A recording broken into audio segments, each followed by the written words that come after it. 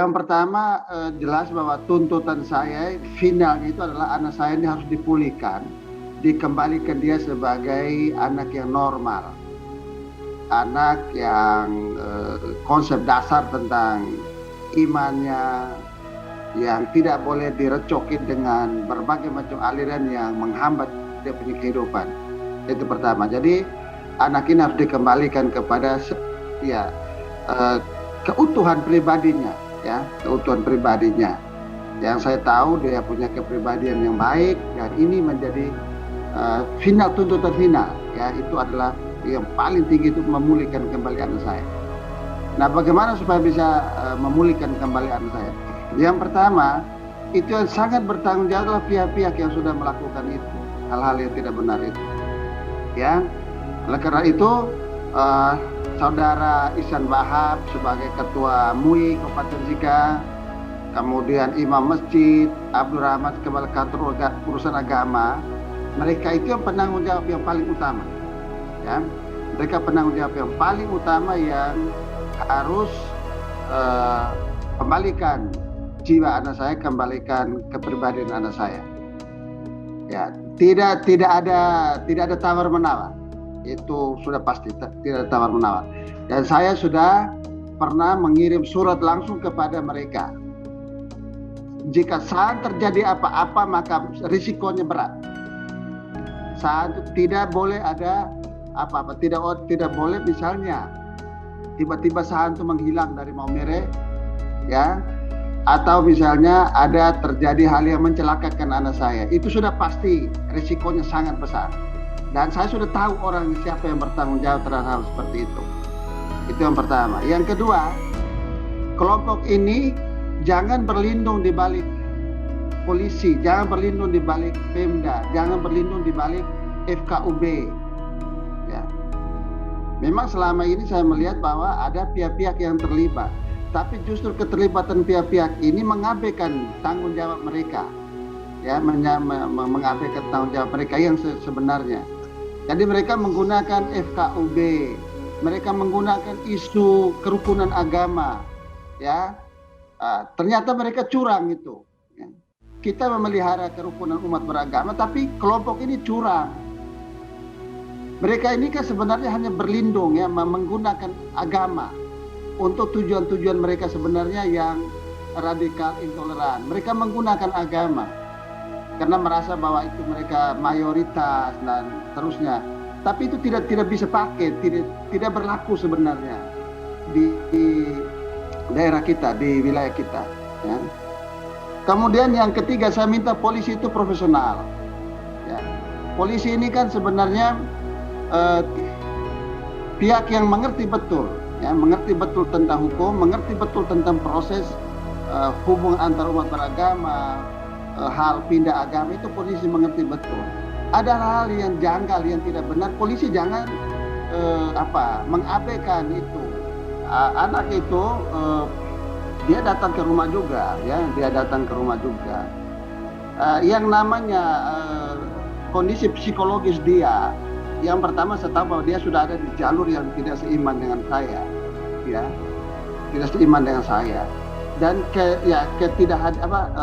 berbedanya jalur iman ini, kepercayaan ini membuat keluarga saya tidak ada harmonisasi lagi. Kami tidak ada merasakan apa-apa suasana damai itu. Dia datang, tetapi datang dengan sebuah perasaan yang tidak ada sukacita sama sekali, ya, tidak sukacita. Bagaimana ketika kami doa dia bangun jalan, bagaimana ketika mau makan dia sudah tidak makan lagi, yang biasanya selalu bersama-sama keluarga yang harmonis, tiba-tiba diajari untuk makan juga tidak, minum juga tidak, omong seperlunya, secepatnya meninggalkan rumah, sangat tertutup. Ya, saya kesian anak saya. Surga itu ada di rumah saya, tapi diajar ke surga itu ada di tempat lain.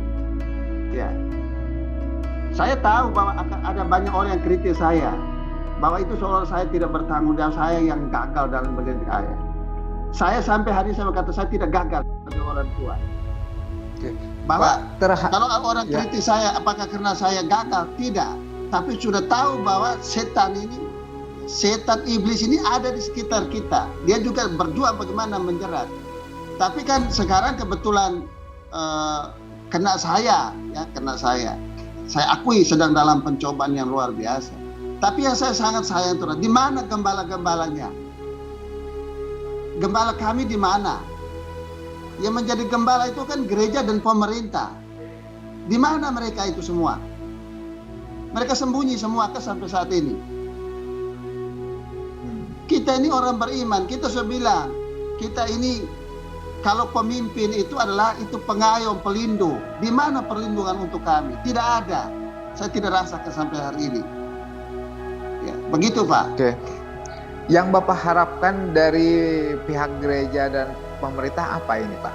Ya, saya akui gereja itu gereja itu menyikapinya tentu sangat hati-hati dalam kasus ini, karena saya melihat bahwa jangan sampai ada kelompok yang menginginkan kaos begitu, keributan, perpecahan.